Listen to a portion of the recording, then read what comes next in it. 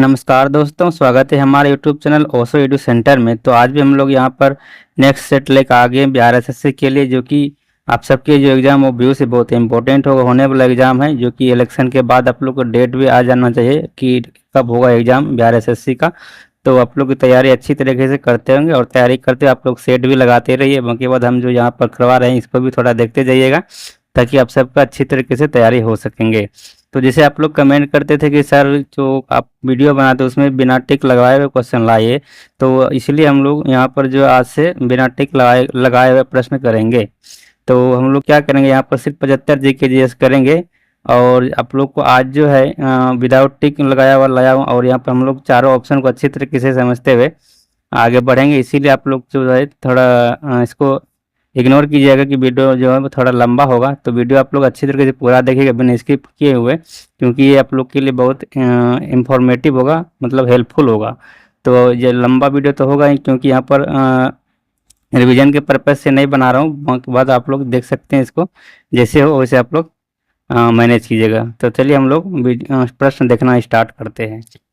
तो यहाँ पर हमारा फर्स्ट नंबर सवाल है कि भारत में उच्च न्यायालय के न्यायाधीश को पद की शपथ कौन दिलवाते हैं। तो भारत का जो उच्च न्यायालय होता है, जिसे हम लोग इंग्लिश में हाई कोर्ट बोलते हैं, उसके न्यायाधीश को पद की शपथ दिलवाते हैं। तो कौन दिलवाते हैं, यहाँ पर चार ऑप्शन आप लोग को दिया गया है। उच्च न्यायालय के मुख्य न्यायाधीश, दूसरा ऑप्शन है राज्य का राज्यपाल, तीसरा ऑप्शन है भारत के राष्ट्रपति, और चौथा ऑप्शन है भारत के मुख्य न्यायाधीश। तो आप लोग को बता दूं कि भारत में जो उच्च न्यायालय मतलब हाई कोर्ट के न्यायाधीश की जो शपथ दिलवाते हैं वो दिलवाते हैं राज्य का राज्यपाल। तो ऑप्शन नंबर बी प्रश्न का राइट आंसर हो जाएगा। राज्य का राज्यपाल द्वारा जो है उच्च न्यायालय के न्यायाधीश को शपथ मतलब दिया जाता है। मगर बाद इसका जो जिक्र है वो आर्टिकल 219 में है। तो याद रखें आप लोग, आर्टिकल 219 में क्या जिक्र है, यही जिक्र है कि उच्च न्यायालय के न्यायाधीश को शपथ कौन दिलवाएंगे, राज्य के राज्यपाल दिलवाएंगे। तो ये तो आप लोग जान गए कि शपथ कौन दिलवाएंगे। बाकी बात अगर पूछा जाए कि उच्च न्यायालय के न्यायाधीश को नियुक्ति कौन करता है, तो नियुक्ति जो वो भारत के राष्ट्रपति के द्वारा किया जाएगा। नियुक्ति पूछा जाएगा तो आप लोग क्या टिक लगाइएगा, भारत के राष्ट्रपति टिक लगाइएगा, ठीक है। तो फिलहाल प्रश्न का जो आंसर होगा वो ऑप्शन नंबर बी हो गया। आर्टिकल 219 में ये जिक्र है कि उच्च न्यायालय के न्यायाधीश पद की शपथ जो है वो राज्यपाल द्वारा किया जाएगा, ठीक है। इतना आप लोग कवर कीजिएगा फर्स्ट प्रश्न से। नेक्स्ट प्रश्न अपना आप लोग यहाँ पर देखेंगे। तो अगला प्रश्न यहाँ पर राष्ट्रपति और उपराष्ट्रपति के चुनावों से संबंधित चुनावी विवादों का निपटारा कौन करता है। तो किसके द्वारा निपटारा किया जाता है। तो यहाँ पर चार ऑप्शन आप लोग को दिया गया है। पहला ऑप्शन है भारत का चुनाव आयोग, दूसरा ऑप्शन है संसद की संयुक्त समिति, और तीसरा ऑप्शन है भारत का सर्वोच्च न्यायालय, चौथा ऑप्शन है लोकसभा के अध्यक्ष। तो आप लोग को बता दूं कि राष्ट्रपति एवं उपराष्ट्रपति के चुनावों के बीच जो चुनावी विवादों को निपटारा करता है वो भारत के सर्वोच्च न्यायालय के द्वारा किया जाता है। तो सुप्रीम कोर्ट के द्वारा इसके विवादों का निपटारा किया जाता है। तो ऑप्शन नंबर सी क्या हो जाएगा, प्रश्न का राइट आंसर हो जाएगा। और इसका जिक्र जो है वो आर्टिकल 71 में है। तो याद रखिए आप लोग, आर्टिकल 71 में क्या है, यही है इसका मतलब कि राष्ट्रपति और उपराष्ट्रपति के चुनावों के बीच जो क्या कहते हैं विवाद होगा उसका निपटारा वो भारत के सर्वोच्च न्यायालय के द्वारा किया जाएगा, ठीक है। तो इतना आप लोग याद रखेंगे।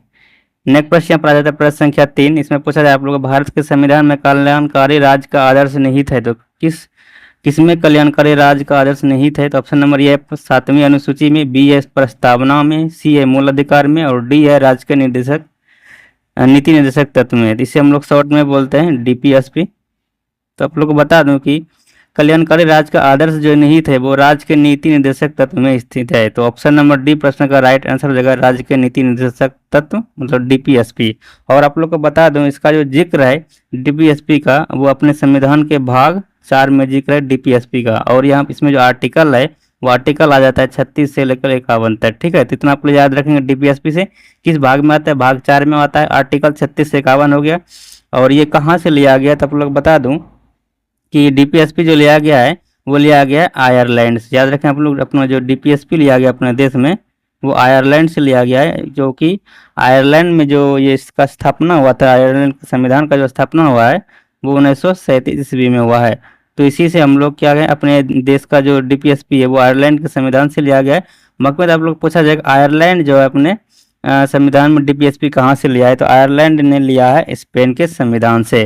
तो इतना आप लोग याद रखेंगे, आयरलैंड ने स्पेन के संविधान से लिया है और आयरलैंड के संविधान से कौन लिया है, भारत के संविधान में लिया गया। ठीक है, तो ऑप्शन नंबर डी प्रश्न का राइट आंसर हो जाएगा।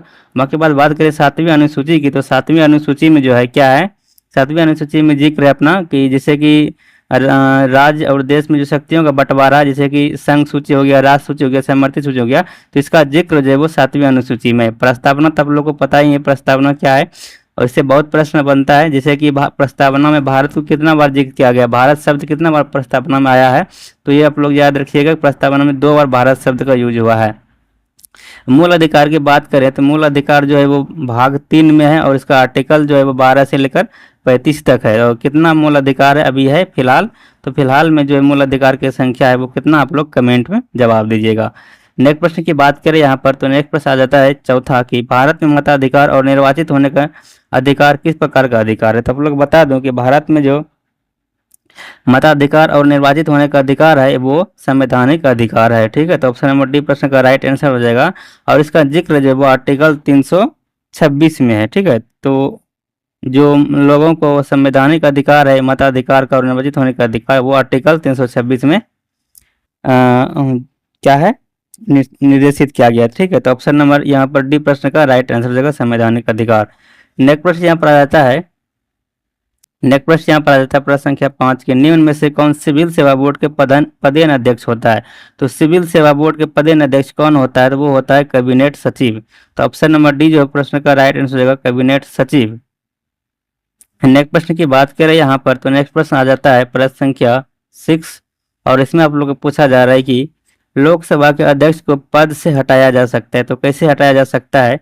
यहाँ पर 4 ऑप्शन दिया गया। पहला ऑप्शन लोकसभा में बहुमत प्राप्त पार्टी द्वारा लगाए विश्वास प्रस्ताव के द्वारा, और दूसरा ऑप्शन एक प्रस्ताव द्वारा जो लोकसभा के कुल सदस्यों के आधे से कम नहीं हो। तीसरा ऑप्शन है लोकसभा के कुल सदस्यों के कम से कम 2/3 से पारित प्रस्ताव द्वारा, और चौथा ऑप्शन है लोकसभा के सभी सदस्यों के बहुमत से पारित प्रस्ताव द्वारा। तो आप लोग को बता दूं कि जो इसका राइट आंसर है वो है ऑप्शन नंबर डी, लोकसभा के सभी सदस्यों के बहुमत से पारित प्रस्ताव द्वारा क्या होता है, लोकसभा के अध्यक्ष को पद से हटाया जा सकता है। ठीक है, तो याद रखिएगा लोग, इसका ऑप्शन नंबर डी प्रश्न का राइट आंसर हो जाएगा।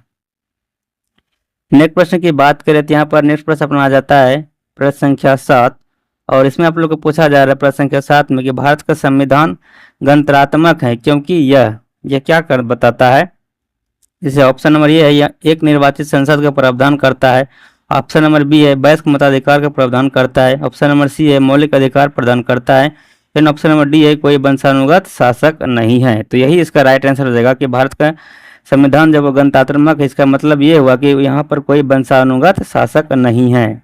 तो ऑप्शन नंबर डी क्या हो जाएगा, प्रश्न का राइट आंसर हो जाएगा ऑप्शन नंबर डी। नेक्स्ट प्रश्न अपना आ जाता है प्रश्न संख्या 9, और इसमें पूछा जा रहा है आप लोग को कि गांधी को चंपारण आने का निमंत्रण किसने दिया था। तो ये प्रश्न जो आप लोग को बार बार पूछा जाता है, और ये इंपॉर्टेंट है बिहार एग्जाम के लिए। बिहार में जितना भी एग्जाम होता है उसके लिए एक प्रश्न बहुत इंपॉर्टेंट है।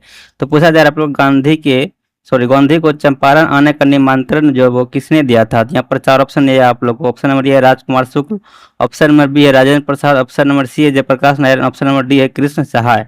तो आप लोग को बता दूं कि ये जो गांधी जी थे, ये आप लोग को पता है इसका जन्म 1869 ईस्वी में पोरबंदर में हुआ था, और ये एक बहुत अच्छे वकील थे। ठीक है, तो ये सबसे पहले साउथ अफ्रीका गए थे, और वहीं पे जो है बहुत सारे मतलब केस को सोल्व किए इसने।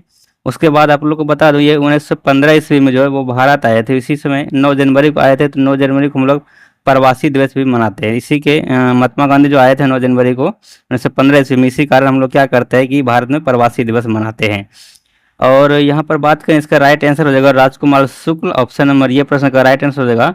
ये आप लोग को बता दूं कि 1916 में जो लखनऊ अधिवेशन हुआ था, तो वहाँ पर जो बिहार के राजकुमार शुक्ल जी भी उपस्थित थे और गांधी जी भी वहाँ पर उपस्थित थे। तो वहीं पर दोनों का मुलाकात हुआ। तो राजकुमार शुक्ल जी ने गांधी जी को क्या किया, यहाँ पर आने के लिए निमंत्रण किया कि यहाँ पर क्या था व्यवस्था चंपारण में कि आप लोग को अगर 1 बीघा खेत है तो उसमें 3 कट्ठा जो है क्या करना पड़ता था, मतलब वो करना पड़ता था, क्या कहते हैं, नील की खेती करना पड़ता है। मतलब जैसे कि 20 कट्ठा का हो गया 1 बीघा, तो इसमें 3 कट्ठा आप लोग को क्या करना पड़ता था, नील की खेती करना पड़ता था। 3/20 भाग नील की खेती करना पड़ता था। और आप लोग को बता दूं कि नील की खेती की जो एक बार किया जाता था, वो जमीन जो है वो बंजर हो जाता था, जिसकी वजह से किसानों को बहुत परेशानी होता था। तो यही कारण था कि गांधी को ये राजकुमार शुक्ल जी ने चंपारण आने के लिए आमंत्रण किया था कि वो उस अपने स्थिति को देख सके कि कैसे मतलब किसान लोग इसके लिए क्या कर रहे हैं, बाध्य है ये कृषि मतलब नील की खेती करने के लिए। तो इसको मतलब दूर करने के लिए ही गांधी जी यहाँ चंपारण आए और क्या किया, चंपारण आंदोलन का शुरुआत किए थे। और ये आंदोलन कब हुआ था, 1917 ईस्वी में हुआ था। ये भी आप लोग याद रखेंगे। यहाँ पर राजकुमार शुक्ल जी भी खुद इस मतलब तीन कठिया प्रणाली से प्रभावित थे। तो ये भी आप लोग को याद रखना है, ठीक है। तो नेक्स्ट प्रश्न आ जाता है अपने यहाँ पर 9 नंबर प्रश्न। इसमें आप लोग को पूछा जा रहा है 9 नंबर प्रश्न में कि 1913 ईस्वी में पटना में अनुशीलन समिति का एक शाखा की स्थापना किसने की थी। तो इसकी स्थापना जो है वो सचिंद्रनाथ सन्याल के द्वारा किया गया था। तो ऑप्शन नंबर सी प्रश्न का राइट आंसर हो जाएगा सचिंद्रनाथ सन्याल 1913 ईस्वी में पटना में अनुशीलन समिति की एक शाखा का स्थापना की थी, ठीक है। इतना आप लोग याद रखेंगे। नेक्स्ट प्रश्न की बात करें, यहाँ पर नेक्स्ट प्रश्न आ जाता है 10 नंबर की, बिहार का पहला रामसर स्थल कौन सा है। तो बिहार का पहला रामसर स्थल कौन सा है, यहाँ पर आप लोग को 4 ऑप्शन दिया गया है। पहला ऑप्शन आप लोग यहाँ पर दिख जाएगा कैमूर रेंज, दूसरा खड़गपुर झील, तीसरा है कांवर झील और चौथा है बरेला झील। तो आप लोग को बता दूं कि जो भारत का पहला रामसर स्थल है वो कांवर झील पक्षी विहार है। और ये कहाँ स्थित है, तो ये बेगूसराय में स्थित है। याद रखेंगे आप लोग, कांवर झील पक्षी विहार जो ये कहाँ है, कांवर झील पक्षी ये बेगूसराय में। और ये बिहार का जो है पहला रामसर स्थल, ठीक है। इतना आप लोग याद रखेंगे। और भारत की बात करें तो भारत का 39वां रामसर स्थल है, ठीक है। इतना आप लोग याद रखेंगे। बिहार का पहला रामसर स्थल हो गया और पूरे भारत की बात करें तो 39वां रामसर स्थल था। नेक्स्ट प्रश्न की बात करें, यहाँ पर नेक्स्ट प्रश्न आ जाता है 11 नंबर। और यहाँ पर पूछा जा रहा है आप लोग को 11 नंबर सवाल में कि निम्नलिखित में से कौन सी सभ्यता अपने नगर नियोजन के लिए प्रसिद्ध थी। तो आप लोग को बता दूं, यहाँ पर 4 ऑप्शन दिया गया है, मिस्र की सभ्यता, फारस की सभ्यता, मेसोपोटामिया की सभ्यता और सिंधु घाटी की सभ्यता। तो जो इसका राइट आंसर हो जाएगा वो हो जाएगा ऑप्शन नंबर डी, सिंधु घाटी की सभ्यता। ये जो है वो नगर नियोजन के लिए प्रसिद्ध था, ठीक है। तो आप लोग याद रखेंगे कि नगर नियोजन के लिए जो प्रसिद्ध सभ्यता था वो सिंधु घाटी सभ्यता था। तो ऑप्शन नंबर डी प्रश्न का राइट आंसर हो जाएगा। बाकी बात याद करें कि सिंधु घाटी सभ्यता की खोज जो है पहली बार किसके द्वारा किया गया था, तो 1921 ईस्वी में दयाराम साहनी के द्वारा खोज किया गया था सिंधु घाटी सभ्यता का। उसके बाद आप लोग को इसमें पूछा जाता है सिंधु घाटी सभ्यता का प्रमुख बंदरगाह कौन कौन से था। तो प्रमुख बंदरगाह याद रखें आप लोग, प्रमुख बंदरगाह एक लोथल था और एक सुरकोटदा था, सुरकोटदा। तो ये जो है वो सिंधु घाटी सभ्यता का प्रमुख 2 बंदरगाह था, लोथल और सुरकोटदा। इतना आप लोग याद रखेंगे। नेक्स्ट प्रश्न अपने यहाँ पर आ जाता है प्रश्न संख्या 12। और इसमें आप लोग को पूछा जा रहा है कि प्राचीन भारत के प्रसिद्ध शासक जिसने अपने जीवन के अंतिम दिनों में जैन धर्म अपना लिया था। सॉरी, यहाँ पर प्रश्न थोड़ा ऊपर करने भूल गया हूँ, फिर से देखेंगे कुछ प्रश्न। तो प्रश्न अपने यहाँ पर 12 नंबर की, प्राचीन भारत के प्रसिद्ध शासक जिसने अपने जीवन के अंतिम दिनों में जैन धर्म अपना लिया था वो कौन था। तो 4 ऑप्शन आप लोग यहाँ पर दिया गया। पहला ऑप्शन अशोक, दूसरा समुद्रगुप्त, तीसरा चंद्रगुप्त मौर्य और चौथा ऑप्शन है बिंदुसार। तो आप लोग बता दूं कि वह शासक जिसने अपने अंतिम जीवन में अंतिम दिनों में जैन धर्म अपना लिया था वो था चंद्रगुप्त मौर्य जी। तो ऑप्शन नंबर सी प्रश्न का राइट आंसर हो जाएगा चंद्रगुप्त मौर्य। नेक्स्ट प्रश्न की बात करें यहाँ पर, तो नेक्स्ट प्रश्न आ जाता है अपना प्रश्न संख्या 13। और इसमें आप लोग को पूछा जा रहा है कि निम्नलिखित में से कौन सी कला ग्रीक बौद्ध कला के नाम से भी जाना जाता है। तो कौन सा कला है जो कि ग्रीक बौद्ध कला के नाम से जाना जाता है। 4 ऑप्शन आप लोग यहाँ पर है, मथुरा कला हो गया, मधुबनी कला जो कि बिहार के लिए बहुत प्रसिद्ध है, गंधार कला हो गया और ये इनमें से कोई नहीं। तो आप लोग बता दूं ग्रीक बौद्ध कला के लिए जो नाम से जाना जाता है वो है गंधार कला, ठीक है। तो ऑप्शन नंबर सी प्रश्न का राइट आंसर हो जाएगा गंधार कला। नेक्स्ट प्रश्न की बात करें यहाँ पर, तो अपना नेक्स्ट प्रश्न आ जाता है प्रश्न संख्या 14। और इसमें आप लोग को पूछा जा रहा है कि सर्वप्रथम दिल्ली के अमीरों का दमन निम्न में से किस शासक द्वारा किया गया है।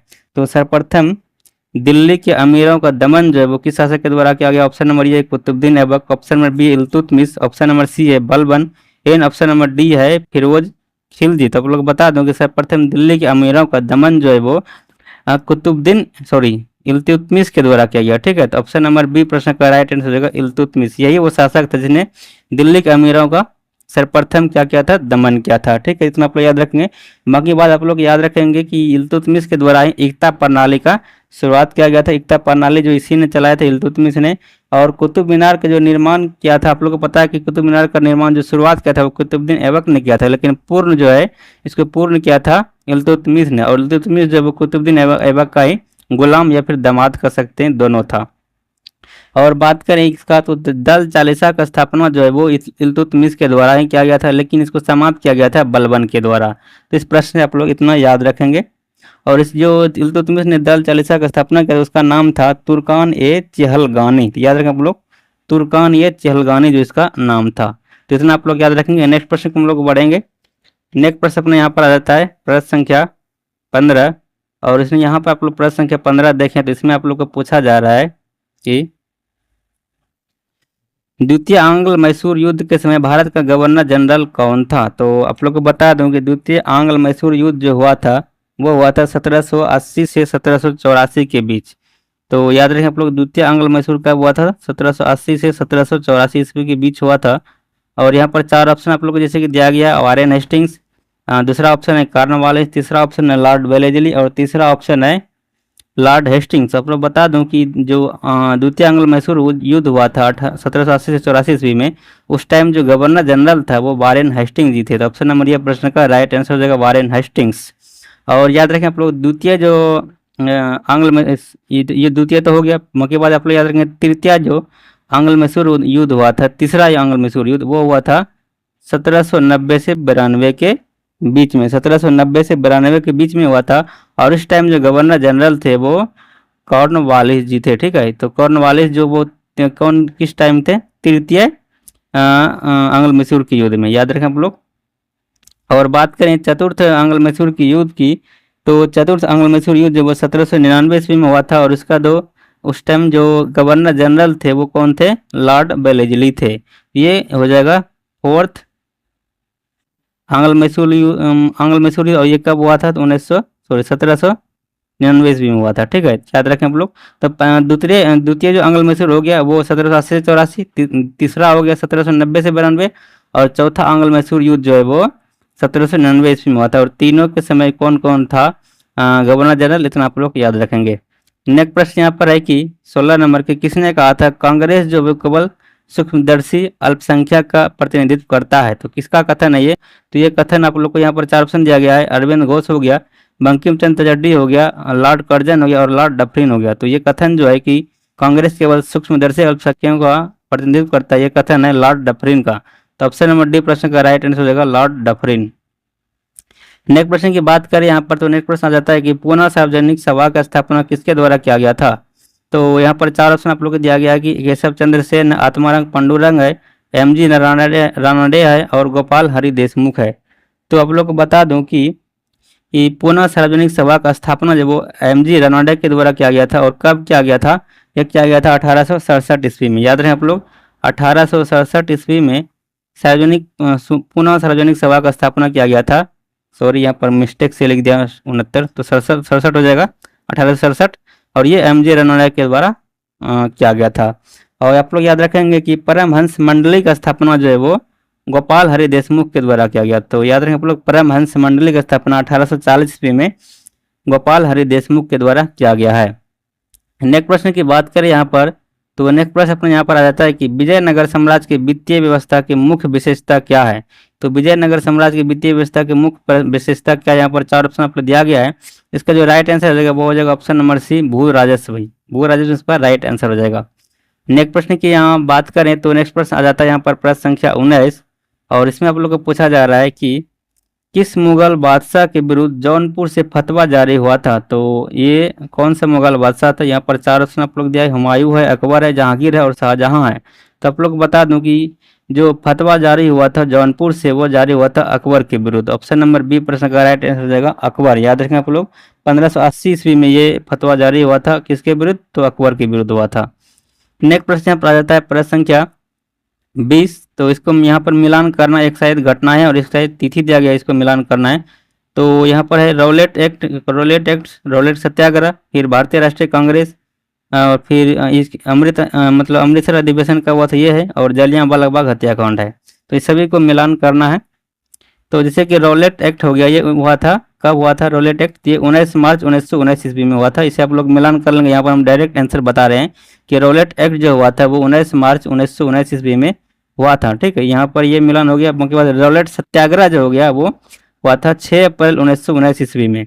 और भारतीय राष्ट्रीय कांग्रेस की जो अमृतसर अधिवेशन हुआ था वो हुआ था 2 दिसंबर 1919 ईस्वी में। तो 2 दिसंबर 1919 ईस्वी में जो है वो भारतीय राष्ट्रीय कांग्रेस का अमृतसर अधिवेशन हुआ था। और जलियांवाला बाग हत्याकांड जो है वो 13 अप्रैल 1919 ईस्वी को हुआ था। तो ऑप्शन यहाँ पर जो मैच करेंगे देख सकते हैं आप लोग 20 का जो यहाँ पर डी नंबर ऑप्शन है वो हो जाएगा। एक का एक हो गया, फिर बी का हो गया आप लोग का बी का, सॉरी ए का हो गया। यहाँ पर थोड़ा ऑप्शन में मतलब मिस्टेक किया गया, ये आप लोग इसको क्या कर सकते हैं, ये वाला यहाँ पर रखना, फिर उसके बाद ए बी सी डी से हो जाएगा ए बी सी डी। ये थोड़ा टाइपिंग मिस्टेक है सेट में। तो इस प्रकार आप लोग मिलान कर सकते हैं कि ए का ए हो गया, बी का 2 हो गया, सी का 4 और डी का 3। इस प्रकार आप लोग मिलान करने आता है प्रश्न। तो इसे आप लोग अच्छी तरीके से सोल्व करेंगे। नेक्स्ट प्रश्न यहाँ पर आ जाता है प्रश्न संख्या 21। इसमें पूछा जा रहा है आप लोग कि भारत का अपने पड़ोसी देशों के मध्य अंतर्राष्ट्रीय सीमा के विस्तार का आरोही क्रम मतलब बढ़ते हुए क्रम में सजाना। जैसे कि आप लोग को पता है कि सबसे ज़्यादा जो भारत के साथ जो अंतर्राष्ट्रीय सीमा लगता है वो बांग्लादेश के साथ लगता है। और कितना किलोमीटर लगता है तो याद रखें आप लोग 4096 किलोमीटर लगता है। ठीक है, और सबसे कम जो लगता है वो अफगानिस्तान के साथ लगता है और 106 किलोमीटर मात्र लगता है। तो यहाँ पर अफगानिस्तान तो ऑप्शन में नहीं है, तो हम लोग यहाँ पर ऑप्शन से मतलब इसको करेंगे। तो जैसे कि यहाँ पर दिया गया ऑप्शन नंबर बी, इसका राइट आंसर ऑप्शन बी ही होगा। और इसे आप लोग देख लेंगे कि सबसे कम नेपाल का, नेपाल से सबसे कम तो अफगानिस्तान का है, लेकिन यहाँ ऑप्शन के अनुसार देखें तो नेपाल हो जाएगा सबसे कम, और नेपाल से ज़्यादा पाकिस्तान का होता है, पाकिस्तान के ज़्यादा चीन के साथ अंतर्राष्ट्रीय सीमा बनाता है अपना देश भारत। तो इसे आप लोग याद रखेंगे, इस प्रकार क्रम है यहाँ पर। और मके बाद सबसे अधिक और सबसे कम वाला भी याद रखेंगे आप लोग। नेक्स्ट प्रश्न की बात करें यहाँ पर, तो नेक्स्ट प्रश्न यहाँ पर आ जाता है प्रश्न संख्या 22। और इसमें आप लोग को पूछा जा रहा है कि निम्नलिखित में से कौन सा जिला धरवार भूस्तरीय रचना वाले नहीं है। तो कौन सा जिला जो है वो धरवार भूस्तरीय रचना वाले नहीं है। तो जो इसके जहाँ पर आप लोग को 4 ऑप्शन दिया गया है, पहला तो हो गया मुंगेर, दूसरा हो गया रोहतास, और तीसरा है जमुई, और चौथा है नवादा। तो आप लोग बता दूं कि धरवार भूस्तरीय रचना वाला जो क्षेत्र नहीं है वो रोहतास नहीं है। तो ऑप्शन नंबर बी प्रश्न का राइट आंसर होगा रोहतास। नेक्स्ट प्रश्न अपने यहाँ पर आता है प्रश्न संख्या 23। और इसमें आप लोग को पूछा जा रहा है प्रश्न संख्या 23 में देख सकते हैं आप लोग प्रश्न संख्या 23। और इसमें आप लोग को पूछा जा रहा है कि अटल टनल से संबंधित निम्नलिखित कथनों पर विचार कीजिए जिनमें से कौन सा सही है। तो कौन कौन सा सही है?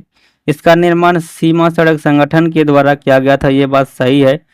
यह मनाली और लाहौल स्पीति घाटी को जोड़ती है, ये बात भी सही है। और यह हिमालय के पीर पंजाल पर्वत श्रृंखला के मध्य स्थित है। यह भारत के सामरिक दृष्टि से महत्वपूर्ण है। तो यहाँ पर जितना भी ऑप्शन दिया गया सभी इसमें से सही है। तो इसका राइट आंसर हो जाएगा ऑप्शन नंबर डी 1 2 3 4। ठीक है, इतना आप लोग याद रखेंगे। नेक्स्ट प्रश्न की बात करें यहाँ पर, नेक्स्ट प्रश्न आ जाता है कि नर्मदा घाटी जो वो किन पर्वत श्रृंखलाओं के बीच स्थित है। नर्मदा घाटी किन मतलब पर्वत श्रृंखलाओं के बीच है। यहाँ पर 4 ऑप्शन आप लोग दिया गया है, सतपुड़ा मैकाल, सतपुड़ा अरावली, सतपुड़ा विंध्याचल और विंध्याचल अरावली।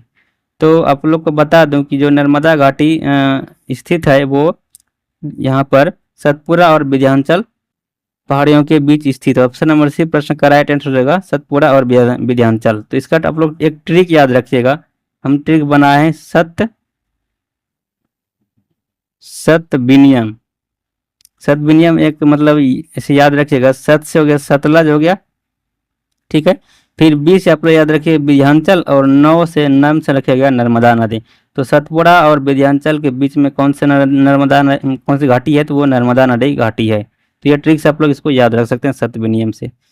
नेक्स्ट प्रश्न की बात करें यहाँ पर, नेक्स्ट प्रश्न आ जाता है 25 नंबर। और उसमें आप लोग पूछा जा रहा है कि मतलब सही मिलान करना, एक साइड लौ क्षेत्र और एक साइड क्या है राज्य है। तो इसको मिलान करना है, तो आप लोग मिलान कर लीजिएगा। यहाँ पर फिलहाल हम इसका डायरेक्ट आंसर बता दे रहा हूँ, ठीक है। तो याद रखिए आप लोग 9 यहाँ पर कि पहला है बादाम पहाड़। तो बादाम पहाड़ जो है ये उड़ीसा में स्थित है, ठीक है। तो याद रखिए आप लोग बादाम पहाड़ कहाँ स्थित है, उड़ीसा में स्थित है। और डल्ली राजहरा, तो डल्ली राजहरा आप लोग याद रखिएगा, ये कहाँ स्थित है, तो ये छत्तीसगढ़ में स्थित है। तो ऑप्शन नंबर यहाँ पर बी का हो जाएगा 3। और बादामपाड़ उड़ीसा में स्थित है, कुद्रे मुक्त कर्नाटक में स्थित है, और नोआ मुंडी जो है ये झारखंड में स्थित है। तो नोआ मुंडी कहाँ स्थित है, झारखंड में। से आप लोग फिर से एक बार रिपीट करा देता हूँ कि बादामपाड़ हो गया उड़ीसा में, डल्ली हाजरा हो गया, डल्ली राजहारा हो गया छत्तीसगढ़, कुद्रे मुक्त कर्नाटक, नोआ मुंडी हो गया झारखंड में। ठीक है, तो इतना आप लोग याद रखेंगे। नेक्स्ट प्रश्न अपने यहाँ पर आता है प्रश्न संख्या 26, और इसमें आप लोग को पूछा जा रहा है कि अफ्रीका का सर्वोच्च पर्वत शिखर माउंट किलिमंजारो अवस्थित है। तो ये अफ्रीका का सर्वोच्च शिखर है किलिमंजारो, ये कहाँ स्थित है, तो ये अफ्रीका महादेश में स्थित है किलिमंजारो। यहाँ पर किलिमंजारो पूछा जा रहा है आप लोग को कौन से देश में, तो आप लोग बता दूं यहाँ पर 4 ऑप्शन दिया गया, केन्या, मलावी, तंजानिया, जम्बिया। तो ये जो किलिमंजारो माउंट स्थित है वो तंजानिया में स्थित है। तो ऑप्शन नंबर सी प्रश्न का राइट आंसर होगा तंजानिया। बाकी बात आप लोग याद रखें तो कि दक्षिण अमेरिका का जो सबसे बड़ी माउंट है वो है माउंट ओजस डेल सेलेडो। याद रखें आप लोग, ओजस डेल सेलेडो जो वो दक्षिण अमेरिका का सबसे ऊंची मतलब सबसे ऊंचा हो गया पर्वत। और बाकी बात याद रखें आप लोग उत्तरी अमेरिका की, तो उत्तरी अमेरिका का सबसे ऊंचा पर्वत हो गया माउंट मैककिनले, और यूरोप का जो सबसे ऊंचा पर्वत है वो माउंट एल्ब्रूस है। तो इतना आप लोग याद रखेंगे। नेक्स्ट प्रश्न अपना याद आता है प्रश्न संख्या 27, और इसमें आप लोग को पूछा जा रहा है कि भारत में ग्रीष्मकालीन मानसून के प्रभाव की समान दिशा क्या है। तो भारत में ग्रीष्मकालीन मानसून का जो प्रभाव का समान दिशा है वो यहाँ पर क्या है आप लोग को बताना है। 4 ऑप्शन दिया गया है, दक्षिण से उत्तर, दक्षिण पश्चिम से दक्षिण पूर्व, दक्षिण पूर्व से दक्षिण पश्चिम, दक्षिण पश्चिम से उत्तर पूर्व। जिसे आप लोग को पता है कि भारत का मानचित्र कुछ इस प्रकार है। यहाँ पर थोड़ा टाइम लगेगा तो इसलिए हम झटपट में जैसा जैसा बना दे रहा हूँ। इस प्रकार मान लेते हैं भारत का मानचित्र कुछ। बाकी बात यहाँ पर ये हो गया राजस्थान हो गया, यहाँ पर गुजरात है। तो इस प्रकार भारत का मानचित्र हो गया। तो बात करें यहाँ पर कि भारत में ग्रीष्मकालीन मानसून के प्रभाव की दिशा क्या है। तो ग्रीष्मकालीन मानसून जो भारत में इस प्रकार से आती है और ये इस प्रकार से प्रभावित होती है। तो याद रखें हम लोग यहाँ पर क्या हो गया, दक्षिण, दक्षिण पश्चिम से उत्तर पूर्व हो गया। ठीक है, तो ये इसका राइट आंसर हो जाएगा ऑप्शन नंबर डी, दक्षिण पश्चिम से उत्तर पूर्व जो है यहाँ पर क्या है भारत में मानसून के प्रवाह की समान दिशा है। तो ऑप्शन नंबर डी प्रश्न क्या हो जाएगा, राइट आंसर हो जाएगा। तो नेक्स्ट प्रश्न को हम लोग बढ़ेंगे। नेक्स्ट प्रश्न अपने यहाँ पर आ जाएगा। नेक्स्ट प्रश्न यहाँ पर 28 नंबर प्रश्न, इसमें आप लोगों को पूछा जा रहा है एक साइड तो आप लोग को देश है और दूसरे साइड राजधानी, इसको मिलान करना है। तो उज्बेकिस्तान की राजधानी यहाँ पर हम लोग डायरेक्ट आंसर बता दे रहा हूँ आप लोग को। तो उज्बेकिस्तान की राजधानी ताशकंद हो गया, तजाकिस्तान की राजधानी जो है वो दुशानबे हो गया, किर्गिस्तान की राजधानी बिश्केक और तुर्कमेनिस्तान की राजधानी वो अशगाबाद। ये क्रम में ही, तो इसका राइट आंसर ऑप्शन नंबर ये हो जाएगा, एक का 2, बी का एक, बी का 2, सी का 3 और डी का 4। ये क्रम के अनुसार है, इसे आप लोग याद रखेंगे। नेक्स्ट प्रश्न की बात करें यहाँ पर, तो नेक्स्ट प्रश्न आ जाता है कि निम्नलिखित में से कौन मुद्रा के अवमूल्यन का सबसे संभावित प्रभाव होगा। तो जो मुद्रा का अवमूल्यन का सबसे संभावित प्रभाव होगा वो हो जाएगा, यहाँ पर 4 ऑप्शन है, आयात में वृद्धि, निर्यात में वृद्धि, फिर मुद्रास्फीति में कमी, और ए और बी दोनों है। तो इसका राइट आंसर हो जाएगा ऑप्शन नंबर बी, निर्यात में वृद्धि। जब हम लोग क्या करते हैं मुद्रा के अवमूल्यन, मुद्रा का अवमूल्यन का मतलब होता है कि जो हमारे देश में विदेशी मतलब सामान खरीदने आते हैं उसका हम लोग क्या करेंगे, जो हमारे देश के अंदर जो वस्तुएं हैं उसका हम लोग क्या करेंगे, मूल्य को घटा देंगे, मतलब कम कर देंगे, ताकि विदेशी लोग ज़्यादा आए खरीदने के लिए। ठीक है, तो ज़्यादा खरीदेंगे तो हमारा क्या होगा, निर्यात में वृद्धि होगा, ज़्यादा निर्यात होगा विदेशों में। तो इसीलिए हम लोग कह सकते हैं कि अवमूल्यन का सबसे कम संभावित और सबसे संभावित प्रभाव ये होगा कि निर्यात में क्या होगा, वृद्धि हो जाएगा। ठीक है, तो ऑप्शन नंबर बी प्रश्न का राइट आंसर हो जाएगा। नेक्स्ट प्रश्न यहाँ पर आ जाता है प्रश्न संख्या 30, और इसमें आप लोग पूछा जा रहा है कि वह दर जिस पर अनुसूचित वाणिज्यिक बैंक रिजर्व बैंक से रातों रात धन की अतिरिक्त उधार ले सकती है, तो वो कौन सा है, तो वो सीमांत अस्थायी सुविधा दर है। तो ऑप्शन नंबर बी प्रश्न का राइट आंसर होगा सीमांत अस्थायी सुविधा दर। ये वीडियो बहुत लंबा हो जाएगा क्योंकि हम लोग यहाँ पर चारों ऑप्शन पढ़ना पड़ रहा है। तो आप लोग क्या करेंगे, यहाँ पर मैं सिर्फ आंसर बताते हुए जाता हूँ, चारों ऑप्शन मैं यहाँ पर नहीं बता रहा हूँ। क्या करेंगे आप लोग, क्या कीजिएगा कि मतलब वीडियो को स्किप करके आप लोग पहले 4 ऑप्शन देख के उसका आंसर आप लोग चूज करने का कोशिश कीजिएगा, बाकी बात आप लोग बाद में आंसर देखिएगा। ठीक है, तो इस प्रकार आप लोग कर सकते हैं। बाकी बाद हम लोग यहाँ पर जो हम बताऊँगा सिर्फ आंसर बताया हो जाऊँगा क्योंकि वीडियो बहुत लंबा हो जा रहा है। नेक्स्ट प्रश्न यहाँ पर है कि निम्नलिखित में से कौन सा कार्य आरबीआई से संबंधित नहीं है। तो ऋण का नियंत्रण करना ये आरबीआई का कार्य है, और मुद्रा नोट जारी करना ये भी आरबीआई का कार्य है। जनता को वो पैसा उधार देना तो ये आरबीआई का कार्य नहीं है। और अंतिम उपाय के रूप में वाणिज्यिक बैंकों को धन देना और उधार देना, धन उधार देना, तो ये भी सही है। तो यहाँ पर 3 ऑप्शन सही है, लेकिन ये तीसरा ऑप्शन जो है जनता को पैसा उधार देना, ये गलत बात है। ये आरबीआई जो जनता को पैसा उधार नहीं देता है, ये सिर्फ वाणिज्यिक बैंकों को उधार देता है। ठीक है, तो ऑप्शन नंबर यहाँ पर क्या हो जाएगा, बी राइट आंसर हो जाएगा। वो केवल 3 जो वो उससे संबंधित नहीं है। नेक्स्ट प्रश्न यहाँ पर आ जाता है कि भारत को आत्मनिर्भर और स्व उत्पादक अर्थव्यवस्था के रूप में स्थापित करने का प्राथमिक लक्ष्य किस पंचवर्षीय योजना का मतलब किस पंचवर्षीय योजना का था। तो यहाँ पर इसका राइट आंसर होगा ऑप्शन नंबर सी। तीसरी पंचवर्षीय योजना का यह लक्ष्य था कि आत्मनिर्भर और स्व उत्पादक अर्थव्यवस्था के रूप में स्थापित करना है, ठीक है, भारत को। तो और आप लोग को बता दूं कि पहली पंचवर्षीय योजना जो है वो हेराल्ड डोमल पर आधारित है, और दूसरी पंचवर्षीय योजना का मॉडल जो है वो महालनोबिस के मॉडल पर आधारित है। तो ऑप्शन नंबर यहाँ पर सी इसका प्रश्न का राइट आंसर हो जाएगा। नेक्स्ट प्रश्न की बात करें यहाँ पर, तो नेक्स्ट प्रश्न आ जाता है 33 नंबर, और इसमें आप लोग को पूछा जा रहा है कि राष्ट्रीय आय लेखांकन का जन्मदाता किसे कहा जाता है। तो राष्ट्रीय आय लेखांकन का जन्मदाता जो वो साइमन कुजनेट्स को कहा जाता है। ऑप्शन नंबर डी प्रश्न का राइट आंसर हो जाएगा। नेक्स्ट प्रश्न यहाँ पर आ जाता है कि अंतर्राष्ट्रीय मुद्रा कोष एवं विश्व बैंक का मुख्यालय कहाँ है। तो ये वाशिंगटन डीसी में है, और ये आप लोग को बता दूं कि मुद्रा कोष और विश्व बैंक दोनों का स्थापना 1944 ईस्वी के ब्रेटन वुड्स सम्मेलन के द्वारा हुआ है। और आईएमएफ का आप लोग को बता दूं कि मुख्यालय जो वो वाशिंगटन डीसी में है, और विश्व बैंक का दूसरा नाम जो है वो आईबीआरडी भी है। इतना आप लोग याद रखें, विश्व बैंक को आईबीआरडी भी कहा जाता है।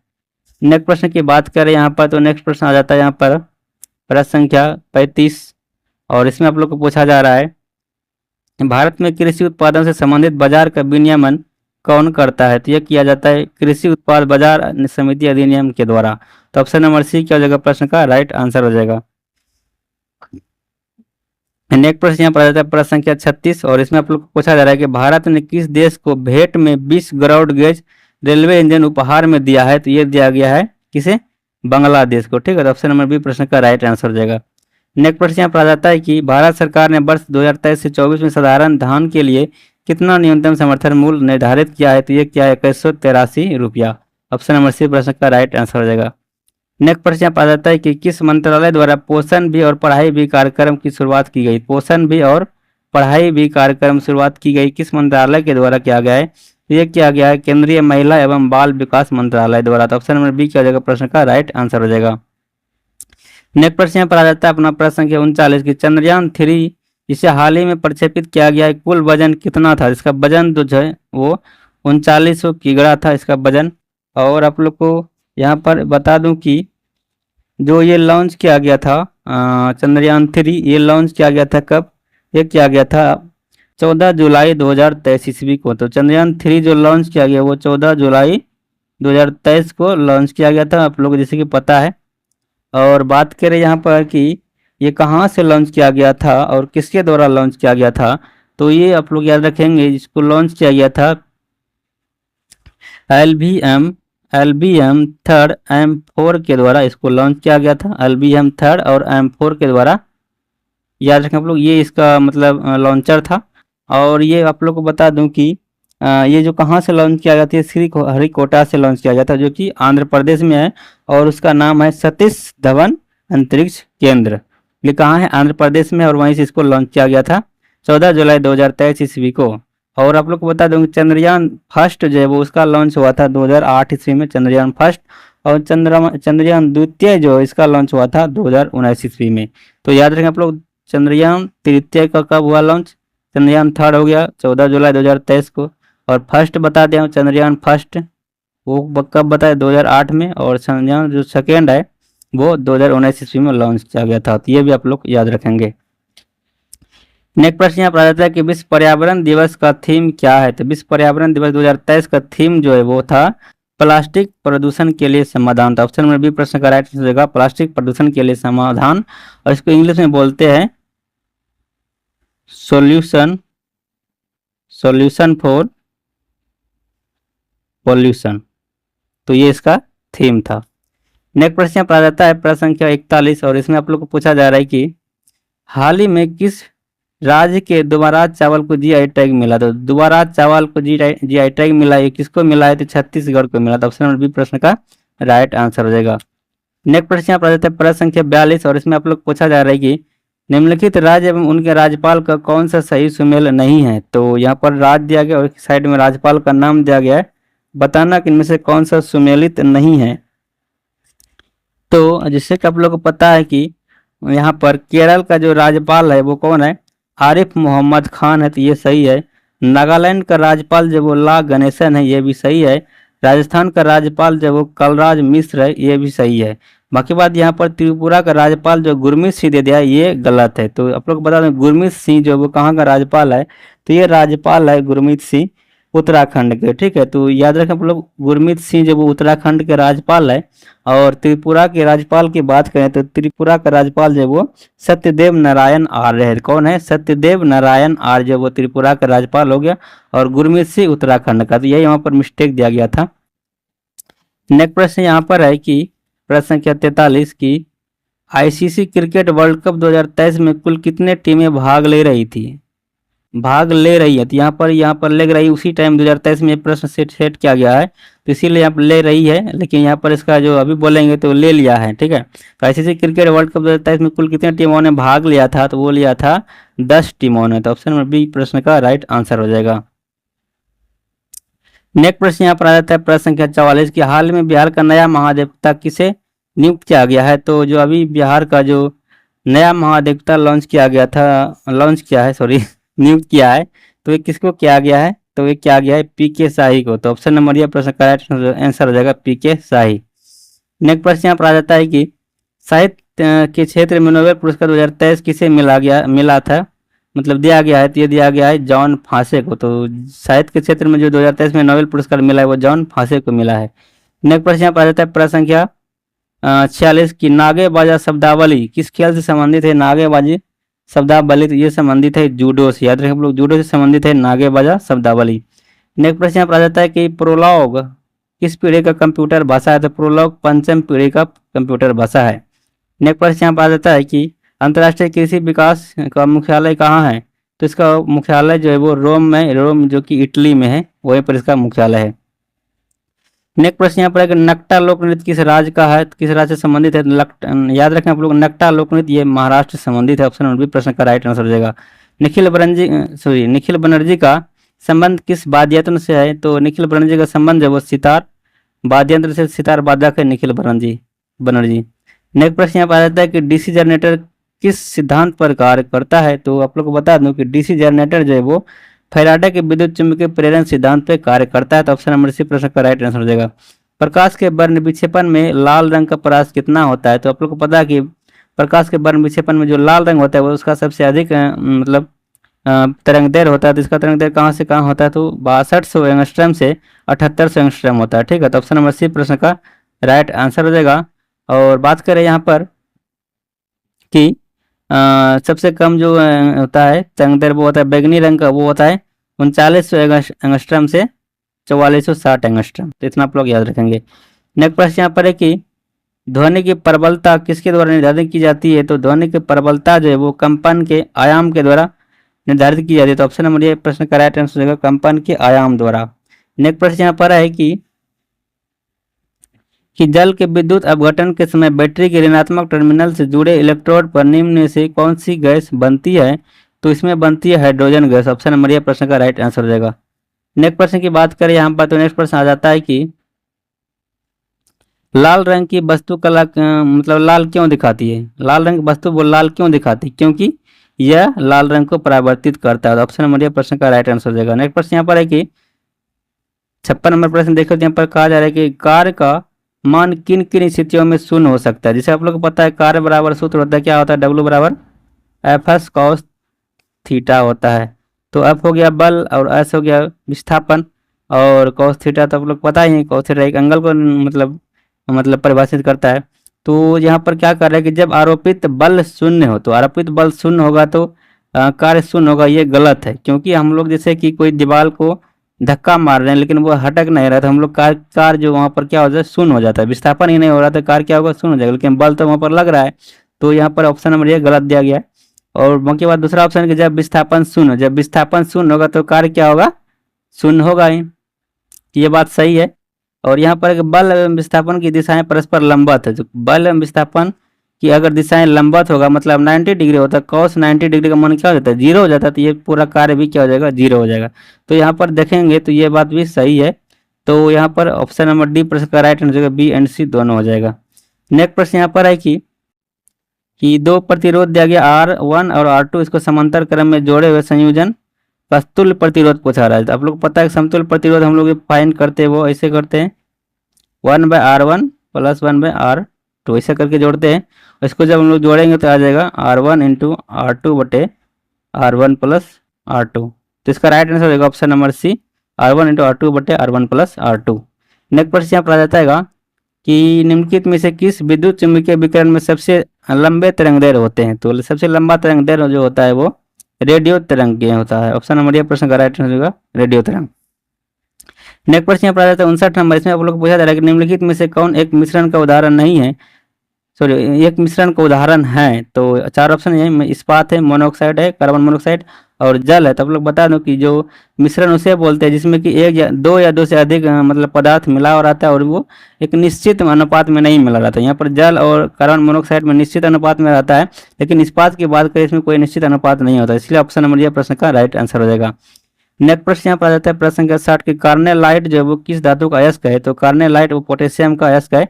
ऑप्शन नंबर ये प्रश्न का राइट आंसर हो जाएगा। हीलियम के नाभिक में होता है, तो हीलियम का नाभिक आप लोग पता है हीलियम का परमाणु संख्या कितना होता है, 2 होता है और इसके में द्रव्यमान की संख्या वो 4 होता है। तो प्रोटॉन की संख्या जो है वो द्रव्यमान सॉरी परमाणु संख्या के बराबर होता है, तो प्रोटॉन 2 हो जाएगा। और द्रव्यमान की बात करें तो द्रव्यमान बराबर द्रव्यमान 4 दिया गया है, और तो यहाँ पर न्यूट्रॉन की संख्या बराबर होता है द्रव्यमान की संख्या माइनस परमाणु संख्या, या फिर कह सकते हैं इलेक्ट्रॉन की संख्या। द्रव्यमान हो गया 4 और जेड है जो 2 है, तो न्यूट्रॉन की संख्या भी हो जाएगा 2। तो यहाँ पर ऑप्शन नंबर डी प्रश्न का राइट आंसर हो जाएगा, 2 प्रोटॉन और 2 न्यूट्रॉन होता है किसमें, हीलियम के नाभिक में। नेक्स्ट प्रश्न की बात करें यहाँ पर, तो नेक्स्ट प्रश्न आपने यहाँ पर आता है कि क्रोमेटोग्राफी की तकनीक का प्रयोग होता है। तो क्रोमेटोग्राफी की तकनीक का प्रयोग किस लिए किया जाता है। तो ये किया जाता है रसायन तो रंगीन रसायन के मिश्रण से पदार्थों को अलग करने में। याद रखें हम लोग, रंगीन रसायन के मिश्रण से पदार्थों को अलग करने में हम लोग किसका प्रयोग करते हैं, क्रोमेटोग्राफी का प्रयोग करते हैं। पूछा जा रहा है आप लोग मानिक और नीलम जो है ये रासायनिक रूप से होते हैं, क्या होता है मानिक और नीलम, ये रासायनिक रूप से क्या होता है, एक एल्यूमिनियम ऑक्साइड होता है। ठीक है, तो ऑप्शन नंबर डी प्रश्न का राइट आंसर हो जाएगा एल्यूमिनियम ऑक्साइड। और नेक्स्ट प्रश्न यहाँ पर 64 नंबर प्रश्न, और इसमें आप लोग पूछा जा रहा है कि जर्मन सिल्वर में चांदी का प्रतिशत कितना % होता है। तो आप लोग बता दो, नाम तो इसमें जर्मन सिल्वर है लेकिन चांदी मतलब सिल्वर इसमें पाया ही नहीं जाता था। ऑप्शन नंबर ये प्रश्न का राइट आंसर हो जाएगा 0%। नेक्स्ट प्रश्न की बात करें यहाँ पर, तो नेक्स्ट प्रश्न आ जाता है प्रश्न संख्या 65, और इसमें आप लोग को पूछा जा रहा है प्रश्न संख्या 65 में कि प्रश्न संख्या 65 अपने यहाँ पर कि निम्न में से किस पदार्थ की विशिष्ट ऊष्मा सर्वाधिक होता है। तो विशिष्ट ऊष्मा सर्वाधिक होता है यहाँ पर ऑप्शन के अनुसार देखें तो अल्कोहल का हो जाता है। मतलब ऑप्शन में अगर जल रहता है तो जल का जो होता है विशिष्ट ऊष्मा सर्वाधिक होता है, वो 1 के बराबर होता है जल का विशिष्ट ऊष्मा। और बर्फ का विशिष्ट ऊष्मा वो 0.5 होता है, और अल्कोहल का विशिष्ट ऊष्मा का मान होता है 0.6। इसलिए यहाँ पर ऑप्शन के अनुसार यहाँ पर अल्कोहल ही ज़्यादा हो जाएगा, कार्बन का बहुत कम होता है, लोहा का भी बहुत कम होता है। नेक्स्ट प्रश्न यहाँ आता है कि ऑक्सीजन के संबंध में निम्नलिखित में से कौन सा कथन सत्य है। तो ऑक्सीकरण के संबंध में यहाँ पर इलेक्ट्रॉन का त्याग होता है, ये सही है। ऑक्सीजन का संयोग होता है, ये भी सही है। विद्युत ऋणात्मक समूह में अनुपात की वृद्धि होती है, तो यहाँ पर जिसका आप लोग देख रहे हैं ये भी सही है। तो ऊपरी में से 1 से अधिक हो जाएगा इसका right answer. Option number D क्या हो जाएगा प्रश्न का राइट आंसर हो जाएगा। नेक्स्ट प्रश्न यहाँ पर आता है प्रश्न संख्या 67, और इसमें आप लोग को पूछा जा रहा है कि मस्टर्ड गैस का उपयोग किस लिए किया जाता है। तो मस्टर्ड गैस का उपयोग हम लोग करते हैं किस रूप में, तो यहाँ पर 4 ऑप्शन है, ईंधन गैस, रासायनिक युद्ध में, सरसों के तेल के स्रोत में, निर्गंधीकरण के रूप में। तो याद बता दें आप लोग, मस्टर्ड गैस का प्रयोग हम लोग रासायनिक युद्ध में किया जाता है। तो ऑप्शन बी प्रश्न का राइट आंसर हो जाएगा। नेक्स्ट प्रश्न यहाँ पर आ जाता है निम्नलिखित में से कौन एक विस्फोटक नहीं है। तो TNG, TNT, पोटेशियम क्लोरेट ये सभी विस्फोटक है, लेकिन नाइट्रोक्लोरोफॉर्म की बात करें ये क्या है, विस्फोटक नहीं है, बल्कि ये क्या है, एक निश्चेतक है। मतलब जैसे कि कहीं ऑपरेशन के समय मतलब जो कि ऑपरेशन किया जाता है कोई चीज़ का, या फिर जैसे कि हाथ वगैरह कट गया तो उसमें बहुत ज़्यादा दर्द होता है, इसीलिए उस टाइम जो क्या कहा जाता है निश्चेतक के रूप में क्लोरोफॉर्म प्रयोग किया जाता है। किस लिए? कि उसमें बेहोश करने के लिए किया जाता है। इसको देने से क्या होता है, मनुष्य बेहोश आ जाता है, उसके बाद उसका आसानी तरीके से अच्छी तरीके से ऑपरेशन किया जाता है। तो ये आप लोग इसीलिए याद रखें आप लोगों को कि नाइट्रोक्लोरोफॉर्म विस्फोटक नहीं है, बल्कि क्या है, एक निश्चेतक है। नेक्स्ट प्रश्न यहाँ पर आ जाता है प्रश्न संख्या 69 की पृथ्वी पर सबसे पुराना जीव कौन सा है? तो पृथ्वी पर सबसे पुराना जीव जो है वो नीलहरित शैवाल है। ऑप्शन नंबर ये प्रश्न का राइट आंसर होगा। नेक्स्ट प्रश्न यहाँ पर आ जाता है प्रश्न संख्या 70 की गर्म रुधिर वाले जंतु वे होते हैं जो अपने शरीर के तापक्रम को क्या करता है, वो क्या करते हैं, तापक्रम को, ठीक है, तो हमेशा एक सा बनाए रखते हैं। ऑप्शन नंबर डी प्रश्न का राइट आंसर हो जाएगा। नेक्स्ट प्रश्न यहाँ पर आ जाता है कि 71 नंबर की सूची 1 को सूची 2 से मिलान करें तो एवं पुट का प्रयोग कर सही उत्तर चुने। तो यहाँ पर सुंदरी, एक साइड में आप लोग को कुछ पेड़ का नाम दिया और दूसरे मतलब साइड में आप लोग को उसका मतलब क्या कर रहे हैं कि रूट जो जड़ बोलते हैं उसका प्रकार दिया गया, इसको मिलान करना है। तो आप लोग को बता दूं कि यहाँ पर सुंदरी जो दिया गया है, सुंदरी ये जो है एक न्यू मेटाफोर प्रकार के इसका जड़ पाया जाता है। तो ऑप्शन नंबर सुंदरी हो गया न्यू मेटाफोर। और अमरबेल की बात करें तो इसका जो जड़ होता है वो चूसन मूल की तरह होता है। सिंघाड़ा जो है वो सांगिकारक मूल होता है। और प्याज की बात करें तो ये भूमिगत तना होता है। तो इस प्रकार आप लोग इसे याद रखेंगे। नेक्स्ट प्रश्न अपने यहाँ पर 72 नंबर, उसमें आप लोग पूछा जा रहा है कि शल्य क्रिया में ऑर्थोप्लास्टी क्या है? तो शल्य क्रिया में ऑर्थोप्लास्टी जो है वो कुल्हे के जोड़ का प्रतिस्थापन है, ठीक है। तो ऑप्शन नंबर सी प्रश्न का राइट आंसर होगा कुल्हे के जोड़ का प्रतिस्थापन। नेक्स्ट प्रश्न यहाँ पर आ जाता है प्रश्न संख्या 73 और इसमें आप लोग को पूछा जा रहा है कि मानव शरीर में पाचन का अधिकांश भाग किस अंग में होता है? तो मानव शरीर में पाचन का जो अधिकांश भाग होता है वो होता है छोटी आंत में, ठीक है। तो ऑप्शन नंबर सी प्रश्न का राइट आंसर होगा छोटी आंत। नेक्स्ट प्रश्न यहाँ पर 74 नंबर की इंसुलिन में निम्नलिखित में से कौन से धातु उपस्थित होता है? तो इंसुलिन में जो वो जस्ता धातु उपस्थित होता है। ऑप्शन नंबर प्रश्न का राइट आंसर हो जाएगा। तो नेक्स्ट प्रश्न यहाँ पर 75 नंबर की हेपेटाइटिस रोग मनुष्य के शरीर में का सीधा प्रभावित होने वाला हिस्सा मतलब अंग है। तो कौन सा हेपेटाइटिस रोग में प्रभावित होता है? तो आप लोग बता दें हेपेटाइटिस रोग से जो है वो मनुष्य का यकृत अंग जो है वो प्रभावित होता है। ऑप्शन नंबर ये प्रश्न का राइट आंसर हो जाएगा यकृत। तो यहाँ पर टोटल 75 क्वेश्चन हम लोग कर लें जीके जी का पोर्शन का। मतलब अगर आप लोग चाहते हैं कि मैथ का भी मतलब ये कवर करें, यहाँ पर वीडियो बनाएं, तो आप लोग कमेंट कीजिए क्योंकि यहाँ पर मैथ का वीडियो अगर बनाऊंगा तो बहुत लंबा हो जाएगा। क्योंकि 25 मैथ, आप लोग पता है कि मैथ बनाने में कितना टाइम लगता है समझाने में। जैसे कि आप लोग पता है कि सेट बनाएंगे तो वहाँ पर कम समय हम लोग स्पीड में बना लेते हैं, लेकिन अगर समझाने की बात करें तो 25 सवाल समझाना बहुत लंबा वीडियो बन जाएगा। तो यहाँ पर टोटल 4-5 सवाल लेकर आप लोग वीडियो के थ्रू समझाना पड़ेगा अगर सेट की बात करें। अगर अदरवाइज ये तो संभव है नहीं कि सेट का प्रत्येक क्वेश्चन यहाँ पर मैथ रीजनिंग के रूप में आप लोग को मतलब कम समय में प्रोवाइड कर सकूँ, तो ये संभव नहीं है। बाकी बात आप लोग अगर चाहते हैं ऐसा हो तो आप लोग कम से कम 50 स्टूडेंट अगर कमेंट कीजिएगा तो ऐसा हम लोग कर सकते हैं, ठीक है। तो आज के वीडियो में इतना ही। अगर आप लोग को ये क्वेश्चन अच्छा लगा है तो प्लीज़ वीडियो को लाइक कर दीजिएगा। तब तक के लिए थैंक यू।